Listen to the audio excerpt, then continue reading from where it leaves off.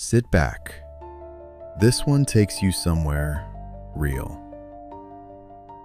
Tuesday nights. Two women from Milwaukee. A basement apartment you never wanted to leave. You remember. 6 of them are gone. One kept a secret for 15 years that nobody, not even his best friend, ever knew.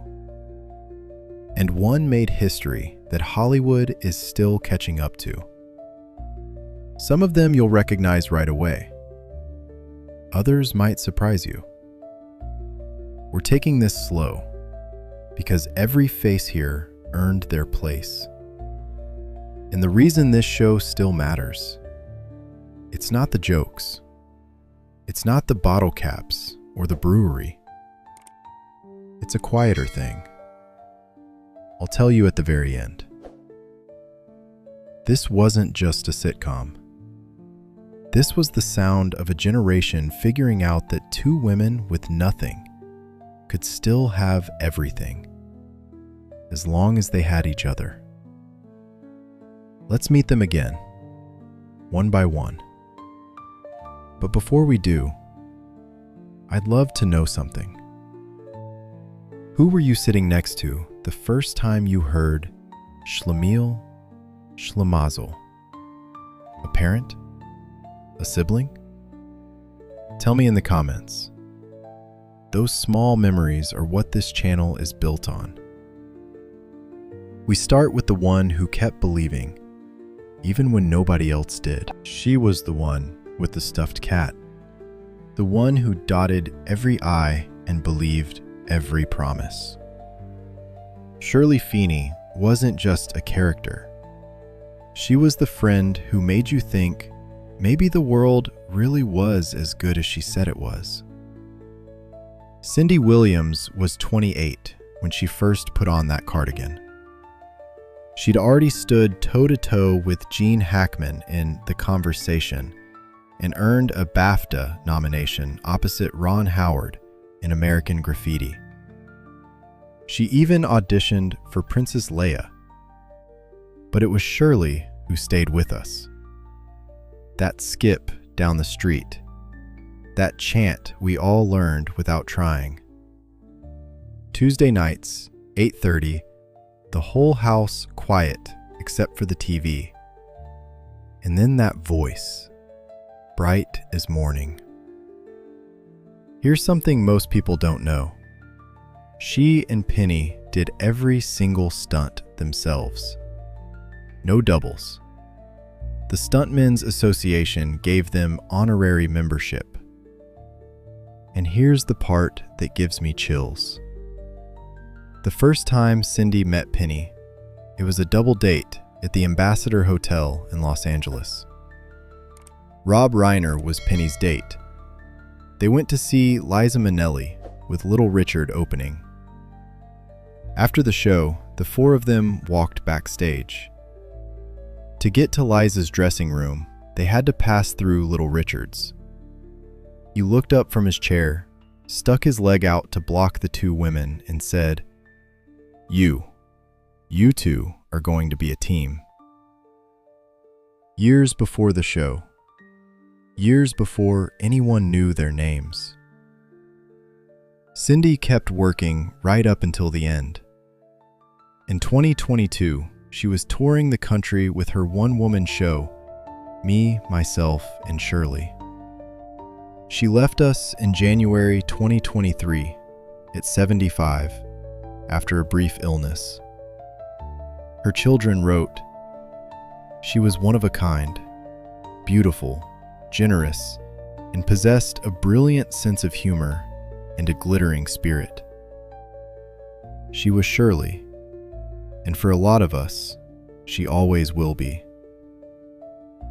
But while Shirley believed in fairy tales, the next face believed in something just as powerful: the song. You hear the name Carmine Ragusa, and something happens. You smile. Maybe you hear him singing, maybe you see that leather jacket and that confidence that was 10 sizes too big for the room. Eddie Mekka played the big Ragu, Shirley's boyfriend, the guy who was always one audition away from making it. That voice, full-throated, fearless, filling up every scene he walked into. What you might not know is that voice was trained. Eddie studied at the Berklee College of Music in Boston before Hollywood ever came calling. And before he ever set foot on the Laverne and Shirley set, he'd already earned a Tony nomination at 22 for his lead role in the Broadway musical The Lieutenant. That nomination is what brought him to LA. But here's what stays with me. Years after the show ended, Eddie didn't chase the spotlight. He kept singing. Small venues in Naples and Fort Lauderdale, solo shows, just him and the audience. Not for fame, because the stage was where he felt most himself. Eddie left us in November 2021 at 69. His co-star Michael McKean wrote, "A genuinely good guy and purveyor of cheer whenever things got cheerless. Value these people." The Big Ragu earned a Tony nomination before he ever set foot on this show. But there's another performer in this cast whose big break came in an even more unlikely way. We'll get to him. But first, can we talk about the two guys who walked through that door? You know him now as the man who co-wrote an Oscar-nominated song. The man who played Chuck McGill on Better Call Saul with such precision it earned him an Emmy nomination. The man who just last year reprised David St. Hubbins in Spinal Tap 2, 41 years after the original. But in 1976, Michael McKean was just a kid from Long Island with a strange talent for playing dumb. Lenny Kosnowski, sweet, confused, harmless Lenny. The kind of guy who'd follow his best friend through any door and usually regret it immediately. That entrance, Squiggy bursting in, Lenny trailing behind, both of them completely sure they were welcome. Every single time. Michael was 28. He and his best friend David Lander had been performing as Lenny and Squiggy since their days at Carnegie Mellon, University in Pittsburgh, years before the show existed. They performed the act in LA comedy clubs. Penny Marshall saw them and fell in love with it. She brought them to a party where the producers were. Gary Marshall originally hired them as writers. Just writers. Maybe a small cameo here and there. But when the first script needed more laughs, they were thrown in front of the cameras. They appeared in nearly every episode after that. He and his best friend created these characters in a college dorm room. They were inseparable for decades. But there was something his best friend was hiding, and it would take 15 years for anyone to find out. Today, at 78, Michael McKean is still working, still creating, still performing. He won a Grammy. He was nominated for an Oscar. He's the first $1 million Celebrity Jeopardy champion. Time has only deepened his elegance. Think about that for a second. When this show first aired, you were, what, 15? 22? 30? Whoever you were then, you're someone else now. But something in you still answers when you hear that opening chant. She came in late and stole every scene she walked into. If you watch the later seasons, you remember Rhonda Lee, the neighbor upstairs. Blonde, glamorous, completely unapologetic. She walked into that apartment like she owned the building. Leslie Easterbrook joined Laverne and Shirley in season 6 when the show moved from Milwaukee to California, and she brought the sunshine with her. What most people don't know is where she came from. Leslie was adopted at 9 months old and raised in Arcadia, Nebraska, a village so tiny you could miss it if you blinked. Her father, a music professor, taught her to play the trumpet when she needed it for a role. From Nebraska to Broadway, California Suite with Neil Simon, On the 20th Century with Kevin Kline, and then to Hollywood, where she became Sergeant Callahan in 6 Police Academy films. She was mistaken for actress Karen Black so often that when Rob Zombie needed to recast the role of Mother Firefly in The Devil's Rejects, he called Leslie specifically because of the resemblance. Today, in her mid-70s, she still carries the same spark we remember. Quiet life, no fanfare. Still showing up. Not every face needs a decade on screen to leave a mark. Some just need the right door to walk through. You know what I notice making these videos? It's never the biggest stars people write to me about. It's the ones who remind them of someone. A neighbor, an aunt, a version of themselves they forgot about. If someone in this cast just reminded you of somebody, I'd love to hear who. That's the real reason I keep doing this. Here's a name that might take you a moment, but when it lands, it'll land hard. Betty Garrett. Edna Babish, the landlady, 5-time divorcee. Warm, wry, always one step ahead of the joke. Before she ever walked into that Milwaukee apartment building, Betty Garrett had danced with Gene Kelly. She'd chased Frank Sinatra across a New York City taxicab in On the Town. She'd sung Baby It's Cold Outside with Red Skelton in Neptune's Daughter. She was an MGM star in the 1940s, the real deal. Then the phone stopped ringing. Not because she lost her talent, because her husband, actor Larry Parks, was called before the House Un-American Activities Committee in 1951 and forced to testify about his earlier Communist Party membership. MGM dropped Betty overnight. The couple packed up and hit the road, Vegas, London, anywhere that would have them. They rebuilt their lives with a musical act, one small stage at a time. Larry never fully recovered. He became a home builder. He passed in 1975. Betty came back. She joined All in the Family as Irene Lorenzo, Archie Bunker's liberal neighbor. Then she came to Laverne and Shirley. She was performing her one-woman show in Westwood when the phone rang with the offer to play Edna. She was 57 years old. No bitterness, just talent that refused to stay quiet. She kept performing until the very end. The week before she passed, at 91, she was still teaching her musical comedy class at Theater West, the nonprofit she co-founded.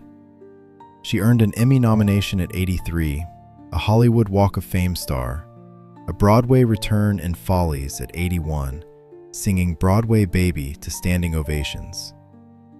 Betty Garrett left us in February 2011. She was 91 years old. Hollywood once tried to erase her, but Betty Garrett came back. And she wasn't the only woman in this cast who refused to let Hollywood define her limits. You and I, we didn't just watch these stories. We lived alongside them.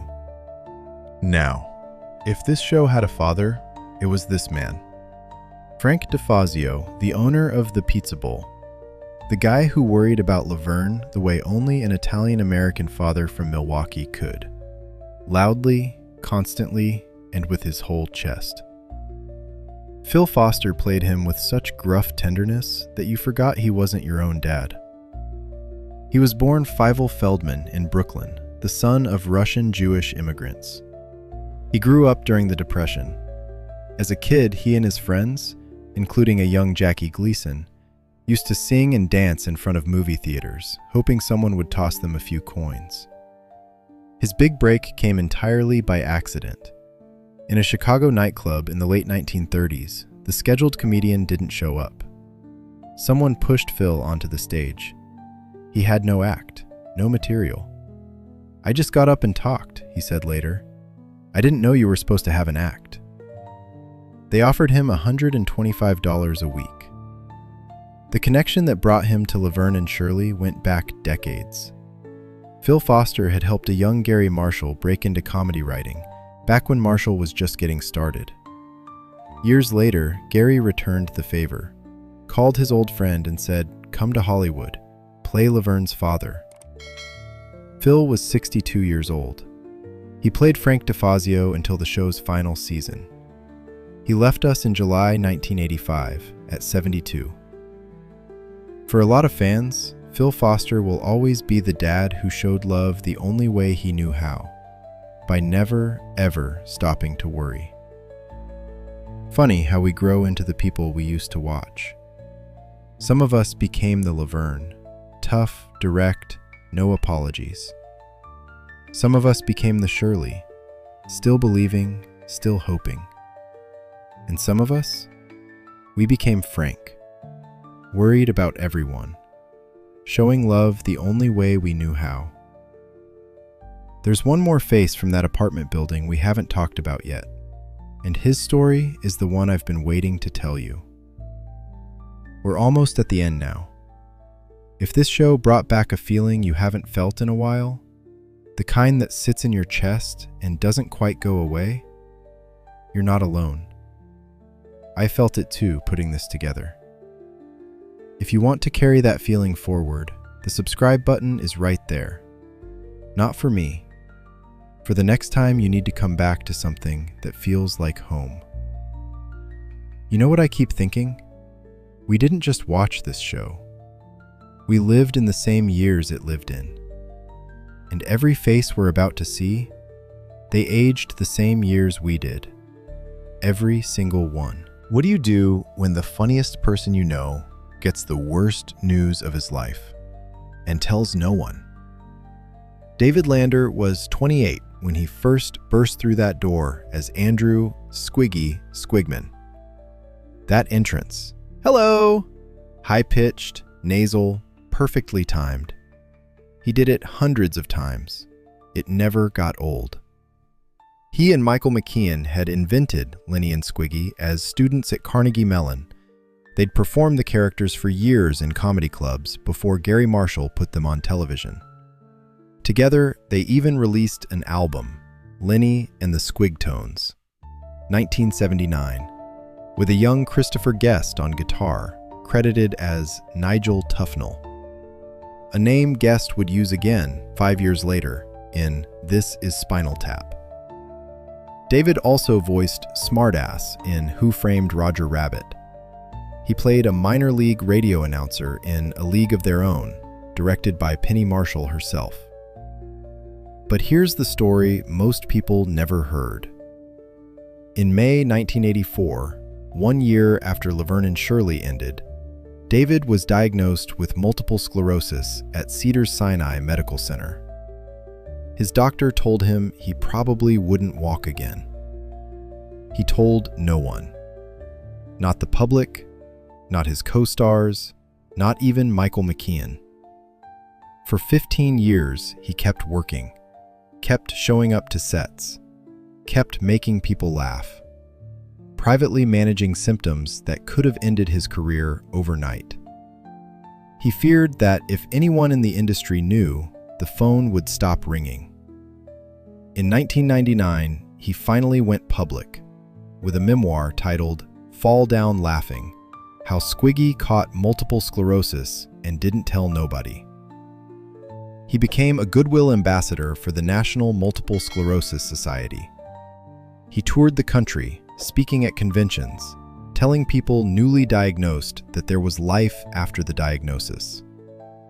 And then he did something no one expected. He became a professional baseball scout, first for the Anaheim Angels, then for the Seattle Mariners. A lifelong Pittsburgh Pirates fan from Brooklyn, scouting talent across the country. He'd been a baseball fanatic since childhood. He even helped Bill James with his first baseball abstract back in 1977. His own words from an interview with Brain and Life magazine. Whatever happens, MS can't take it all. I will always have my heart and soul my wit and wisdom. Wherever the chips may fall, if I fall with them, I will make it a point to do so gracefully and laughing. David Lander left us in December 2020 at 73. He'd fought MS for 36 years. His wife Kathy and daughter Natalie were at his bedside. And now, the woman who wore the L. Before she ever directed a frame of film, Penny Marshall was a girl from the Bronx who started tap dancing at 3. Her mother ran a dance school. Her brother Gary would become one of the most successful comedy producers in television history. Her sister Ronnie became a TV producer too. The building they grew up in, 3235 Grand Concourse, was also home to a young Neil Simon, Calvin Klein, and Ralph Lauren. Nobody in that building knew what was coming. Her first TV commercial was a Head and Shoulders spot opposite a young, unknown actress named Farrah Fawcett. Penny played the plain roommate. She was 32 when she became Laverne DeFazio, the girl with the L on her sweater, the Pepsi and milk, the voice that could cut glass and break your heart in the same sentence. At its peak, Laverne and Shirley was the #1 show in America. Not number 5, not top 10, #1. 2 seasons running. 2 working-class women, a basement apartment, no gimmicks. Then the show ended, and Penny Marshall did something nobody expected. She sat in the director's chair. Her debut, Jumpin' Jack Flash in 1986, then Big in 1988, starring Tom Hanks. It grossed over $150 million. Penny Marshall became the first woman in history to direct a film that crossed $100 million at the box office. Tom Hanks earned his first Oscar nomination. She wasn't done. Awakenings in 1990, Robert De Niro, Robin Williams, nominated for Best Picture. She became only the second woman to helm a Best Picture nominee. Then A League of Their Own in 1992, another $100 million. There's no crying in baseball, a line that lives on the AFI list of the 100 greatest movie quotes of all time. The Preacher's Wife, Denzel Washington, Whitney Houston, 1996. She directed 5 major studio films in 10 years. She produced, she mentored. She opened a door that an entire generation of women directors walked through after her. And through all of it, she was still Laverne, still the girl from the Bronx, still drinking milk and Pepsi because she liked it, not because anyone told her to. She and Cindy didn't speak for years after the show ended. The distance hurt. But in 2000, Penny reached out. They sat down at Penny's house and had the conversation she'd wished she could have had 15 years earlier. They mended it. They spent time together. They watched TV together. In 2013, they appeared together on screen for the first time in 30 years on a Nickelodeon show called Sam and Cat, starring Ariana Grande, Laverne and Shirley, reunited on a kids show. Because that's how life works sometimes. When Penny left us in December 2018 at 75, Cindy released a statement calling her 1 in a million. There is a headstone at Forest Lawn Memorial Park in Hollywood Hills. At the bottom, there's a cursive letter, just one letter, an L. But we can't close this story without honoring the hearts at its center. 6 people from this cast have left us. 6 faces that made Tuesday nights feel like coming home. Phil Foster, the father who loved too loud and worried too much. He left us in 1985 at 72. Betty Garrett, the woman Hollywood tried to silence, who sang her way back. She left us in 2011 at 91. Penny Marshall, the The girl from the Bronx who wore the L and then changed what was possible. She left us in 2018 at 75. David Lander, the man who fell down laughing and never stopped getting back up. He left us in 2020 at 73. Eddie Mekka, the voice that filled every room, even the small ones.